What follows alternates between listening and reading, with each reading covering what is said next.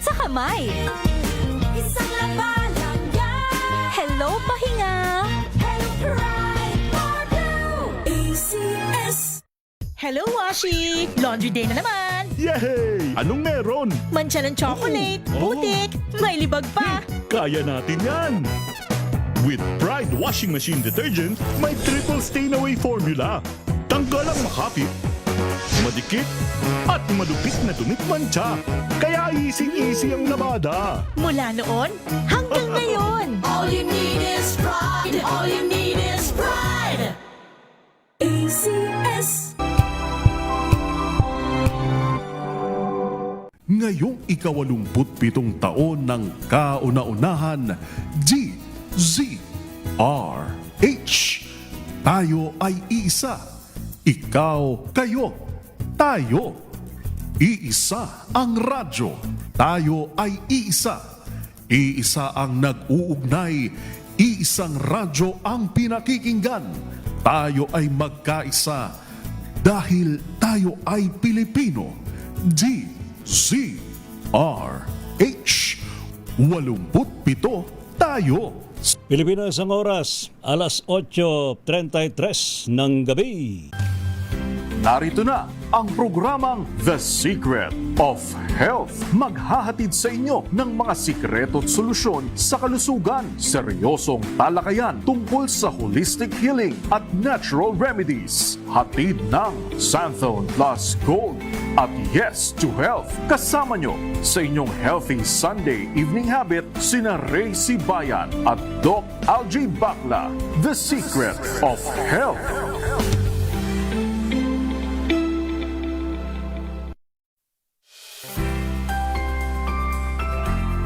Isang malusog. Magandang gabi, Luzon, Visayas, Mindanao, worldwide. Isa pang edisyon mga kaibigan natin programang The Secret of Health. Hatid pa rin po sa atin ng Santon Plus Gold at ng kumpanyang Yes to Health. Anyo pa rin pong lingkod mga kaibigan, si Ray Sibayan. At iba rin pong kapiling sa ating program ngayong pagabing ito mga kaibigan. Ating pong expert on air, ang ating pong doktor ng alternatibong medisina, si Doc Algie Bacla. Doc Algie, isang malusog, magandang gabi sa iyo. Isang malusog na gabi partner at sa lahat na ating mga taga-subaybay, Luzon, Visayas at Mindanao. Welcome po muli sa The Secret of Health. Ayan, ngayong gabing ito mga kaibigan, dyan lang po kayo at hitik naman po tayo sa ating pong talakay ngayong pong gabing ito. Ano po? Para po sa mga katanungan, lalo na po tungkol sa Santon Plus Gold at sa iba pang produkto ng Yes to Health, abay mag-text lamang po sa ating DZRH text line 0919-282-6485, 0919-282-6485, o kaya kayo po ay mag-comment ho sa ating pong live streaming sa DZRH News Facebook page. At syempre, meron din tayong regalo sa ating Watch, Share and Win. Siyempre. Sa mga nanonood po sa ating Facebook live streaming, simple lang ho yung ating gagawin. Paki-share lang ho yung ating live stream at lagyan ng hashtag The Secret of Health. Yes. Mag-share din ho kayo ng inyong mga magagandang experience sa paggamit ng mga produkto ng Yes to Health. At mamaya, dalawa ho yung maswerteng mariregaluhan sa ating pong pamimigay na regalo. Ayan. Santon Gold Coffee Mix gift packs. Ayan na, mamaya ho yan. Kaya tutok lang po. The Secret of Health.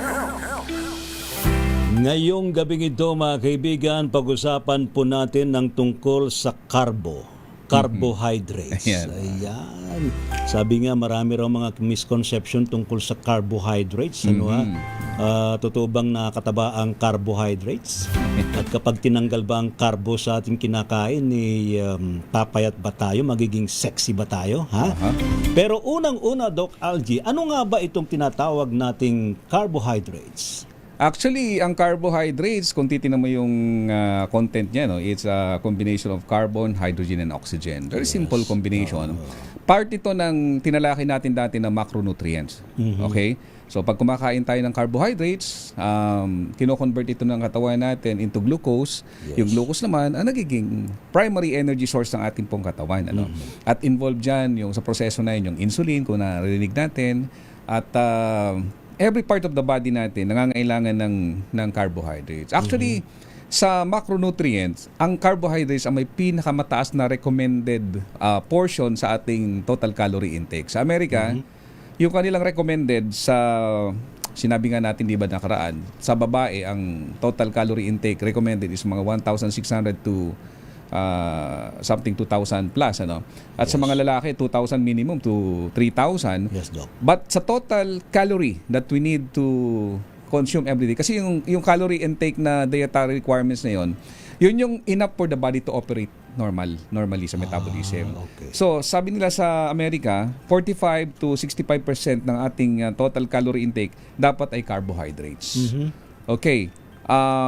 Especially yung mga growing children, yung mga teenagers, yung mga athletes at mga mabibigat yung trabaho, especially trabaho natin Kailangan natin yun. Oo, nasa construction tayo, yung mga reporters, yung mga police. Basta aktibo. Basta Doc. aktibo. We need more carb, and especially pregnant women, yung mga nag-breastfeeding, kailangan nyo ng more carbohydrates. Yes. Ang sabi mo nga kanina, may mga misconception. Yun. Okay. Narinig na ba natin yung mga salitang carbs make us fat? Yan, unang-una. Pangalawa, tumigil ka sa pagkain ng kanin kasi tataba ka. Another is, ang low carb is much healthier than the regular dietary guidelines ng calorie, kumbaga yung guidelines nila on the percentage of macro and micronutrients. So, Doc, tama? Parehas yung tama. Talaga? Para wala namang magalit. Pero Ganon? malaking bagay ang dapat nating malaman na ang sustansya hindi ito sa paramihan, kundi ito ay dahil yung tinatawag na balance. Okay. So, sa ating mga listeners na ngayon, bibigyan ko kayo ng ilang mga mahahalagang bagay pagdating sa carb para hindi natin siya tingnan na parang lagi siyang kontrabida. Okay. Parang fats. Una, So, kakaibiganin natin yung carbohydrates. meron tayong dapat alamin sa carbohydrates. Okay, sige. Kasi actually, mali din yung misconception na Parang out of war yan. Know thy enemy. yung ating brain, yung utak natin, actually sa total body weight natin, 2% lang yan sa total body weight natin. Pero ang utak ay gumagamit ng nasa 20% ng ating daily energy required ng katawan. And ilan ba ang kailangang carbohydrate each day Yan. ng ating katawan, especially ng ating brain? Okay. 130 grams 130 grams of carbohydrates. ng carbohydrates. Every day. Ang Ang kailangan ng utak lang to function properly. sa utak lang yun. Sa utak lang yun. Okay. At ang isang bagay niyan, meron tayong parte ng katawan na hindi magsusurvive without carbohydrates. Ano yun? Yan yung ating brain at yung ating red blood cell, yung RBC natin. So kung wala kang carb, 130 grams sa brain. bukod Bukod pa doon sa red blood cells. pa dun. Okay. No, the brain needs that particular na dami ng carbohydrates every day. Okay. And every movement, every metabolic function of the body, it needs carbohydrates. Kaya nga, minsan nakikita natin. So yun, simple naglalakad ka, nagko-consume ka ng carbohydrates. every movement, kahit pag pilantik lang ng mata, mata? mo. Ha? Kahit yung pag-iisip mo lang, yes, it requires. Yung nag-iisip ka lang ng problema. Because the brain is doing something yung sa function ng ating brain. Actually, kung i-compare mo yung calorie niya in every gram, 4 calories lang per gram ang carbohydrates, while and protein actually, and fat is 9 calories per gram. Okay. Mas dense yung fat, pero ang calorie ng carbohydrates mas mababa siya, pero mabilis siyang i-utilize into energy. Actually, ang pinaka number Madaling 1 ma-consume. siya kasi ang primary fuel. Ibig sabihin, ang katawan natin paghahanap ng fuel for energy, yung carbohydrates ang talagang una. Carbohydrates muna. Tsaka mas maraming ATP. Saka na yung fats. Yung ATP kasi, yan ay yung adenosine triphosphate. Kailangan natin yan for energy. So, kung wala kang sapat na ATP, manghihina ka. So, carbohydrates is pinakamarami siya na naibibigay na ATP. And not all carbohydrates are created equal. Kaya dapat nating i-differentiate yun. Kasi pag carb, kalaban yan. Ganun yung sinasabi ng karamihan. So, may iba't ibang klase. 3 yan na major class of carbohydrates. Number 1 is simple sugars. Simple sugar. Okay, yung mga simple sugar, isa-isahin ko Una, yung mga narinig niyan, glucose, fructose, sucrose, lactose, galactose. So, yung mga yan, they call that category as simple sugars. Okay. So, makikita natin yan doon sa mga milk natin, sa mga fruit juices natin, sa mga artificial juice drinks, candies, anything na sweet and artificial, yung mga refined, mostly simple sugars. Simple sugar, okay. Oo. Ngayon, pangalawa, starches. Yung mga starch, ito yung... Starch, yung mga mga... Oo. Makukuha mo yan doon sa mga... mga harina, yan. Yan. Actually, unpolished rice, yung mga kanin, yung kamote, mga may starch patatas, din yun. kamote, Yan. ube, lahat ng root Bungang crops, kahoy, nilagang saging na saba. Yan. Yung mga Starch starchy yan. vegetable and starchy fruits, part siya ng starches. So, ano rin yun, form din ng carbo yun. Pero carb yun, pero part yun ng healthy carb na tinatawag nilang complex carbohydrates. Complex carbohydrates. Then, ikatlo, yung isa sa pinaka-importante na nasa complex carbohydrate, yung fiber. Okay. Ang fiber is, actually, ang dami niyang purpose eh. Pinapaganda niya yung digestion, parang walis yan eh. And also, hinahadlangan niya yung accumulation ng maraming fats, especially sa ating katawan. So, pag mataas lang cholesterol mo, you need a lot of fiber. If you want to have a healthy heart, you need a lot of fiber. So, ibig sabihin, ang carbohydrates, hindi lang isa, tatlo yan. So, alin doon yung mga carb na kinakailangan nating bigyang pansin at i-control? Sandali lang, Doc. Meron lang akong naisip na tanong. Yung bang fiber kaya mag-produce ng carb? Actually, carbohydrates Carbohydrates siya. talaga yung Carbohydrates siya. fiber. Yes. Pero yung fiber galing kasi sa ano yun, sa mga gulay-gulay, di ba? Yes. Kaya nga yun ang kagandahan ng complex carb. Kasi sa complex carbohydrates, ang makukuha mo doon, starch and yung fiber. Okay. And ang kagandahan ng complex carb, hindi lang kasi sugar ang makukuha mo doon. Kasama din doon yung ilang nutrients. Pag may fiber, maraming nutrients ang makukuha So may mo add-on. together. Yes. For example, yung bigas na lang, di ba, nauso yung mga unpolished rice, red rice, brown rice. Brown rice. Bakit tinuturo nila na mas healthy yun compare mo sa Kasi may refined? fiber. Because of the bran, because of the germ, Yes. yung essential oil ng rice, nandun pa. Kumbaga, kompleto siya, hindi lang siya carbohydrates. Ayan. So, ibig sabihin po, kung ating titingnan, kasi marami ako naririnig na, uy, huwag kang kumain ng kanin. Actually, you can eat rice every day. Pero mas recommended yung brown rice.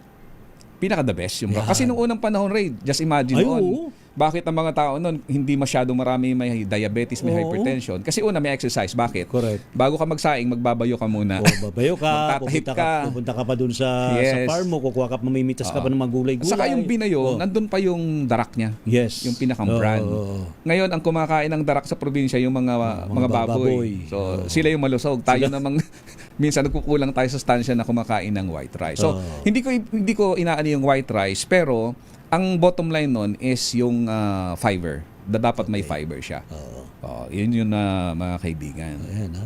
Dami natin natutuhan kay Doc Algie, ano? Kaya tutok lang kayo. Pero ano nga ba, Doc, ang pinaka-importanting dapat malaman ng ating mga kababayan tungkol sa carbohydrates? Actually, ang carbohydrates is, sabi ko nga kanina, is primary fuel. Pero kung titinan mo yung mga sinasabi nilang low carb, kaya ang sagot ko sa'yo, pares naman siyang tama. Actually, for example, ikaw ay may diabetes, may metabolic disorder ka, mayroon kang hypertension, at ikaw ay obese. Ibig sabihin, sobrang bigat ng timbang mo. Doon mo i-consider ngayon ang pag-control sa tinatawag nating source of your carbohydrates. Hindi mo kailangang ihinto ang carb, pero you need to choose the right carbohydrates for you. For example, sabi nga nila, one size will not fit all.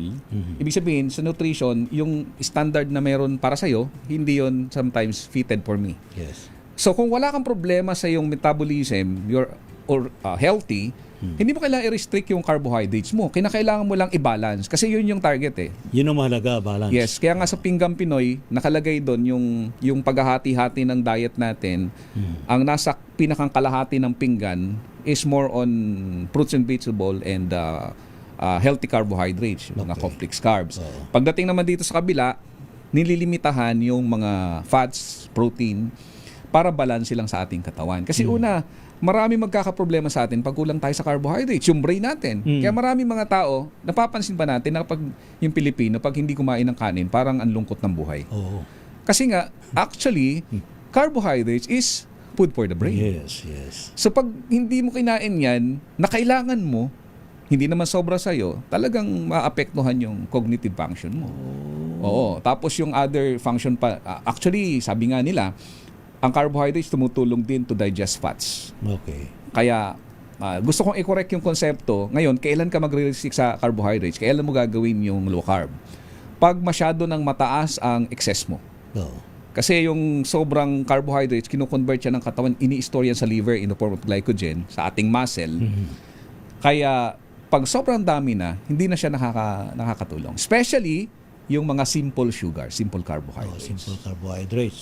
Yun po yung bantayan natin, especially yung mga iniinom natin na sobrang mga tatamis. Pero speaking of low carb diet, Doc Aldi, ito ba pwede ba sa lahat ng tao o selective lang? Actually, hindi siya pwede sa lahat. Okay. Yung binanggit ko kanina ng mga group of people, buntis, yung mga hindi sila pwedeng mag low carb. Yes. Oo, So, mas mga kailangan active. nilang carb. Yes. Oo. Kung ikaw ay may metabolic disorder, maybe you can consider, but not in a very long time. Oo. Kasi hindi mo pwedeng tanggalin sa yung isang macronutrients kasi may basic function yan eh. Okay.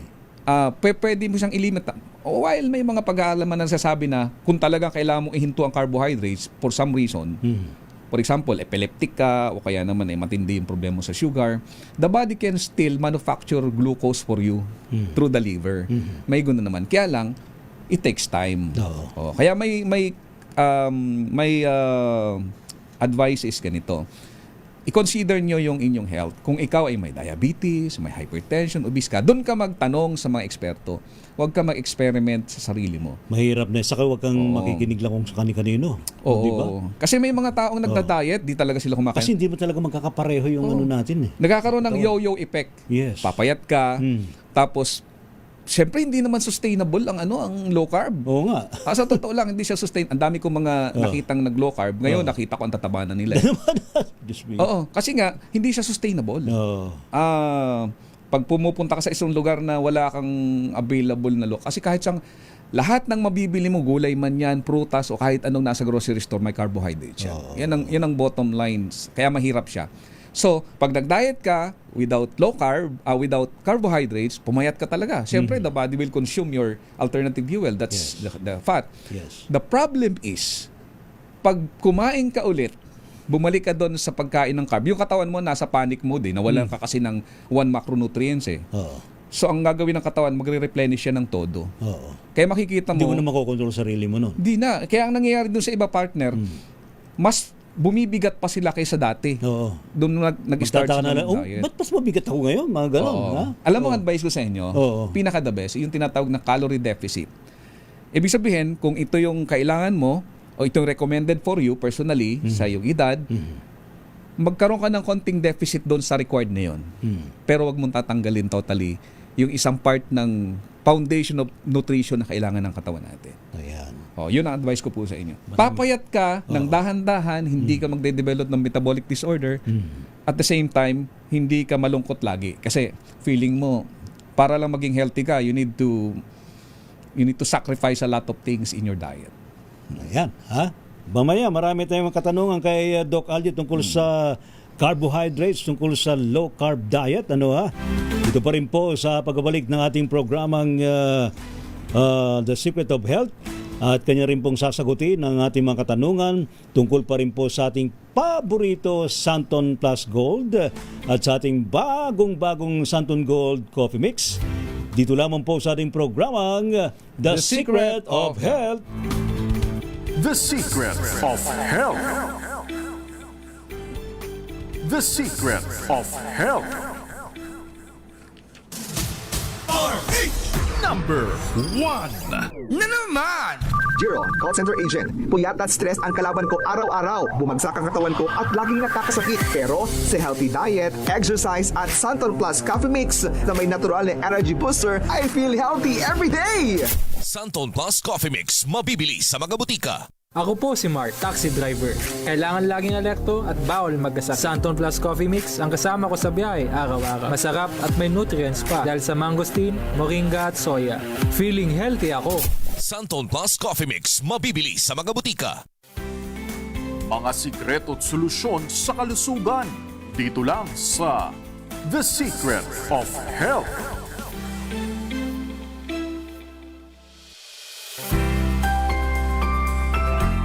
Alam mo, Dok, talagang kahit nasa programa tayo, gusto kong uminom ng kape.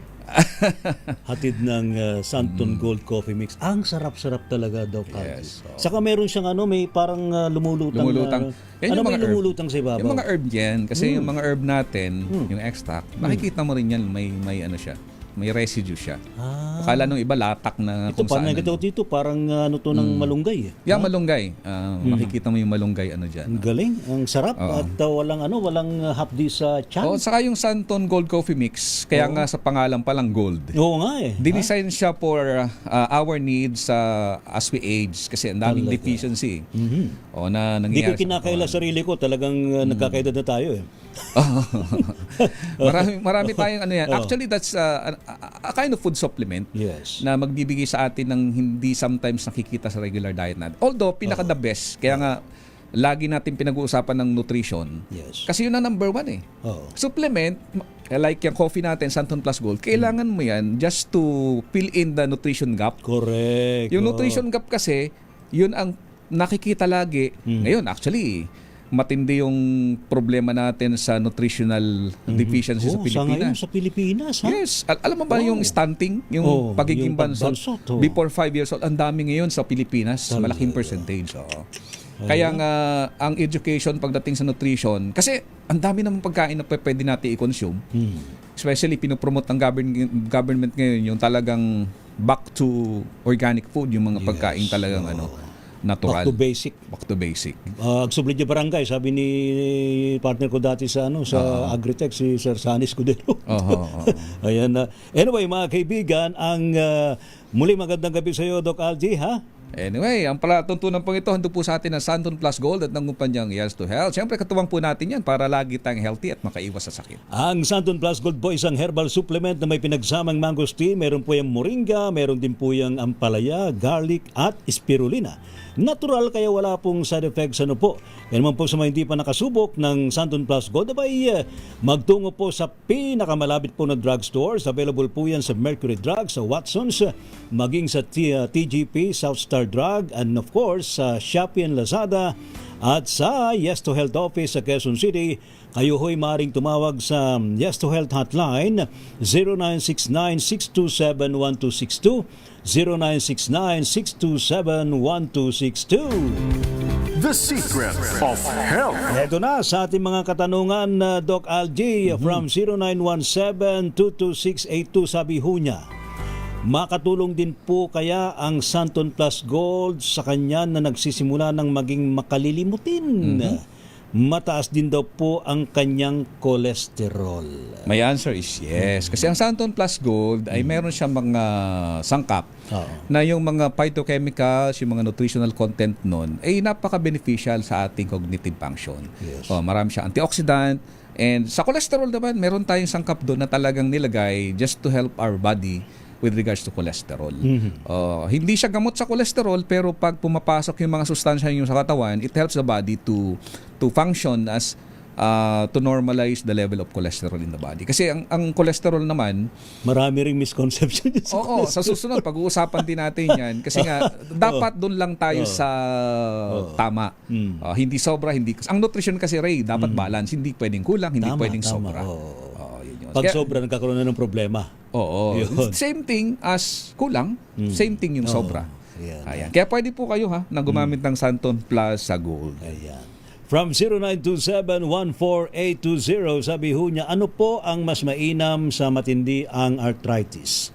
Santon Plus Gold o Santon Coffee Mix? Alam mo, pareho siya. Kasi una, Santon Plus Gold magbibigay sa atin ng mga antioxidant, anti-inflammatories. Para sa akin, merong healing qualities din yung kape. Yung coffee kasi, meron siyang collagen. Yes. Ang collagen kasi, basic na need natin sa ating mga kasukasuan.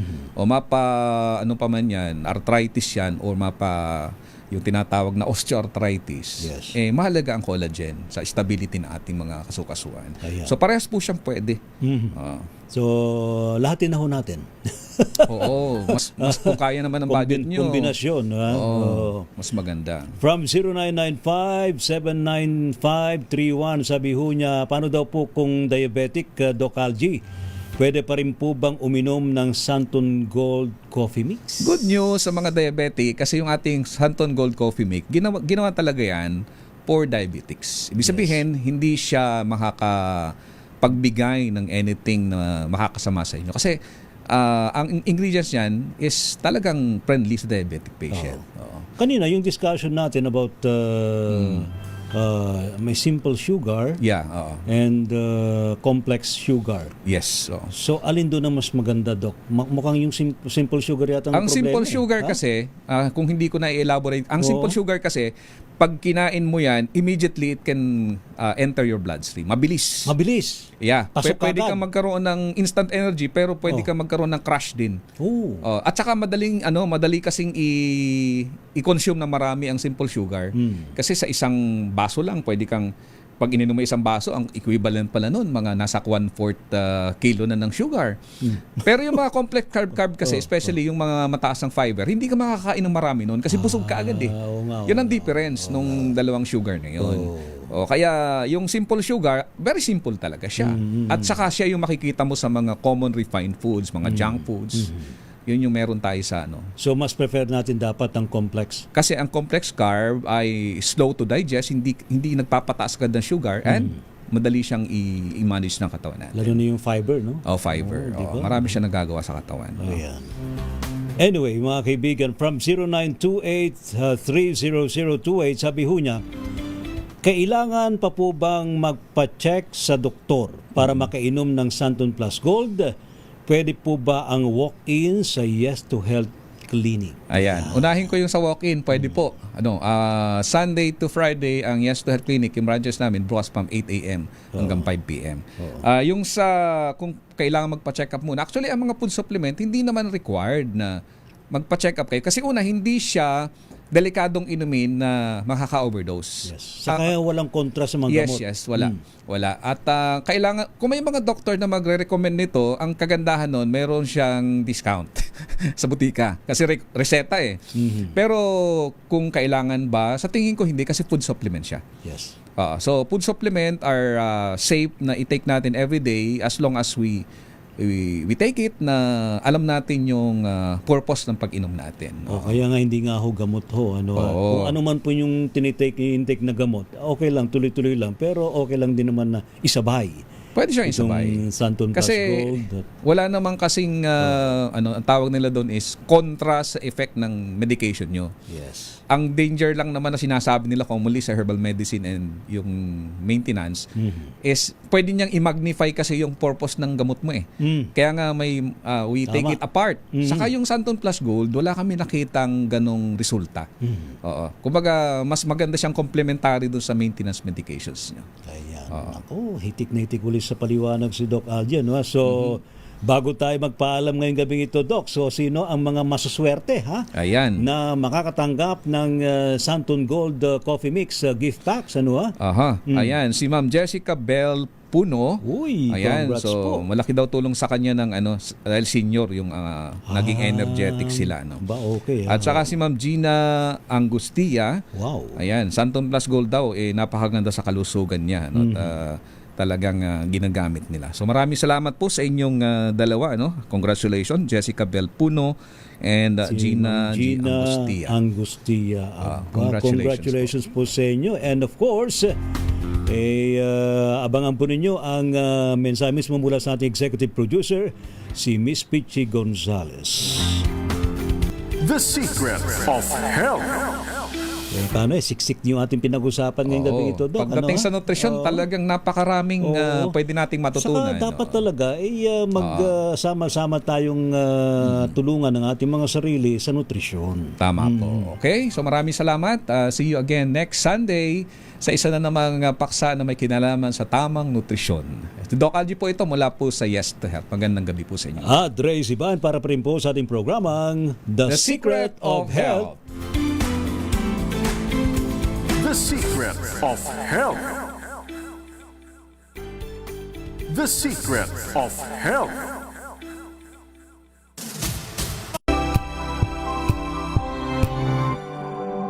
May nagbago, may arte, may budget. Akala nyo lang yon. So solid, white rose papaya.